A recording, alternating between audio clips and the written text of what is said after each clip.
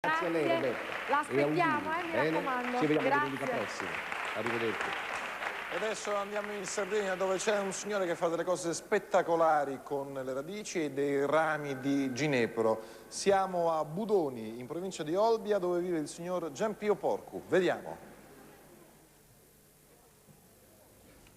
Per la creazione delle mie opere in ginepro mi devo recare in campagna, in questi terreni impervi, belli ma non molto agevoli da transitare. E per la ricerca di questi pezzi di ginepro, appunto, mi reco in questi terreni di proprietà di amici che mi autorizzano alla raccolta di questi pezzi secchi, vecchi. Quindi piano piano mi avvicino per farvi capire come faccio. Adesso abbiamo di fronte a noi ginepro, che dall'aspetto si vede subito che è un maschio, ma è un ginepro fresco. Quindi questo ginepro qui non si deve toccare, sia perché è proibita la raccolta, eccetera. Lo sto guardando perché mi meraviglia, perché ha delle curvature, degli attorcigliamenti bellissimi che potrebbero uscire diverse cose, però questo bisogna rispettarlo e non toccarlo. Mentre invece vedo qua vicino stesso che ci sono dei pezzi secchi, molto probabilmente da decine di anni, che ha una forma bellissima per come la vedo io, è anche sodo, molto sodo, perché si sente il rumore cupo, quindi è sano.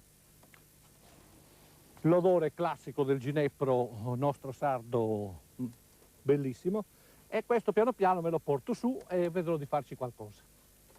Ci troviamo all'interno di una vecchia casa più o meno risalente al Settecento, che sta per crollare e deve essere smantellata, e come vediamo dalla struttura del tetto capiamo benissimo che esiste una trave centrale più le capriate che sostengono il tetto e gli steli laterali, che in sardo si chiamano currentes. Allora, quando questa casa verrà smantellata, io recupero questi pezzi e li utilizzo per fare le mie opere.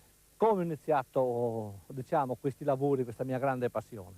Da poco tempo, da quando sono andato in pensione, facendo del volontariato, queste persone anziane volevano sdebitarsi in qualche modo, regalandomi questi pezzi di ginepro, soprattutto di queste vecchie case smantellate, eccetera.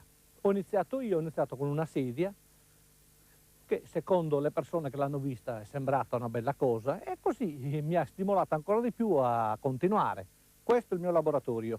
Qui abbiamo il materiale che ho recuperato e insieme vediamo di realizzare una sedia. La gamba anteriore, il pezzo di seduta, di battuta della sedia, l'altro pezzo della traversina di sotto che serve per bloccarla. Siamo arrivati alla fase quasi terminale della costruzione della nostra sedia.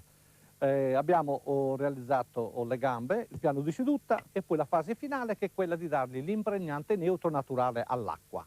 Ecco, finalmente adesso la nostra sedia è terminata. Come vedete ha mantenuto le sue caratteristiche di legno, grezzo, senza essere alterato, tutto bello, liscio, senza schegge, e il suo profumo naturale che conserva sempre. Beh, bello, legno vivo proprio. Complimenti al signor Porco, che fra l'altro è famoso nella sua terra perché giocando a calcio nell'Oristano ha ottenuto un contratto in base al quale lo stipendio dei giocatori era pagato in prodotti ittici, cioè bottarga e pesce, per cui buon appetito. Boh, parliamo di altro adesso.